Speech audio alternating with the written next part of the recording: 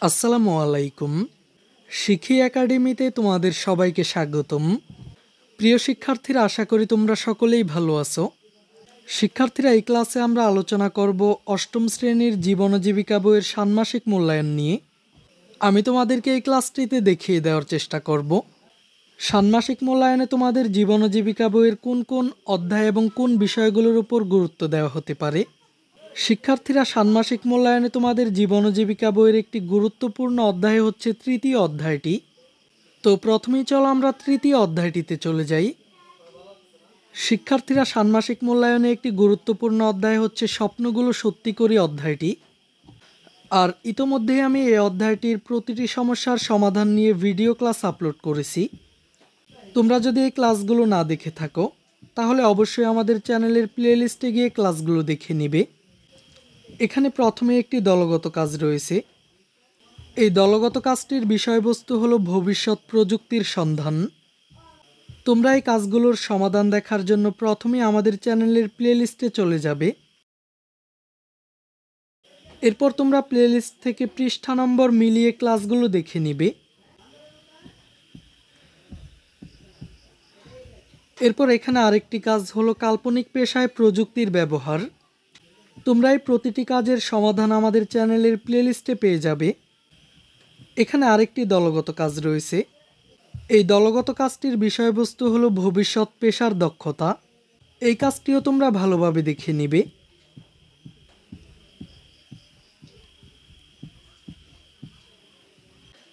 এরপর ষান্মাসিক মূল্যায়নের সবচেয়ে গুরুত্বপূর্ণ কাজটি হচ্ছে 55 পৃষ্ঠার এই দলগত কাজটি। এখানে মূলত কাজটি হচ্ছে প্রজেক্ট বানানো। শিক্ষার্থীরা, তোমাদের ষান্মাসিক মূল্যায়নের প্রশ্নপত্রে এই প্রজেক্ট বানানোর কাজটিকে গুরুত্ব দেওয়া হতে পারে, তাই অবশ্যই তোমাদেরকে এই কাজটি ভালোভাবে দেখে নিতে হবে। এখানে আমাদেরকে বলা হয়েছে সমস্যার ক্ষেত্রগুলো থেকে যে কোনো একটি ক্ষেত্র বেছে নাও। শিক্ষার্থীরা, লক্ষ্য করো, এখানে উপরে কয়েকটি সমস্যার ক্ষেত্র দেওয়া হয়েছে। এগুলো হলো বিদ্যালয় ও আশেপাশের পরিবেশ সংক্রান্ত, এরপর নিজ এলাকার কৃষি সংক্রান্ত, বিদ্যুৎ পানি জ্বালানি শক্তি সংক্রান্ত, সামাজিক এবং অর্থনৈতিক সংক্রান্ত, এরপর পাঠাগার বিজ্ঞানাগার এবং বিদ্যালয় ক্যান্টিন নিয়ে, আর সবশেষ সমস্যাটি হলো যোগাযোগ ব্যবস্থা নিয়ে।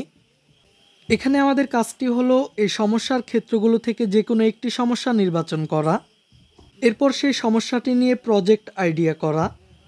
তো চলো আমি তোমাদেরকে এই কাজটির একটি নমুনা সমাধান দেখিয়ে দিচ্ছি। শিক্ষার্থীরা, এটি যেহেতু একটি দলগত কাজ, তাই প্রথমে এখানে দলের নাম দেওয়া হয়েছে পদ্মা, এরপর দলের সদস্যদের নাম। সমস্যার ক্ষেত্রগুলো থেকে আমাদের নির্বাচিত সমস্যাটি হলো নিজ এলাকার কৃষি সংক্রান্ত সমস্যা। এই সমস্যাটি সমাধানে ব্যবহৃত প্রযুক্তি জেনেটিক মডিফাইড টেকনোলজি বা জৈব প্রযুক্তি। এরপর নির্বাচিত সমস্যাটির প্রস্তাবিত সমাধান। তো এই বিষয়গুলো তোমরা নিজেরা দেখে নিবে। এরপর এই প্রজেক্ট থেকে যেসব সুবিধা পাওয়া যাবে, পরিবেশের উপর প্রজেক্টটির প্রভাব,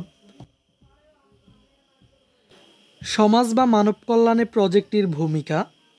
তো এই বিষয়গুলো অবশ্যই তোমরা দেখে নিবে। এরপর হচ্ছে নির্বাচিত প্রজেক্টের মডেল, ছবি, প্রেজেন্টেশন অথবা স্কেচ, প্রজেক্টটি বাস্তবায়নের সম্ভাব্য সময়, প্রজেক্ট বাস্তবায়নের সম্ভাব্য খরচ, এরপর প্রজেক্টটি নিয়ে বাস্তবে কাজ করার জন্য সুপারিশকৃত পদক্ষেপ।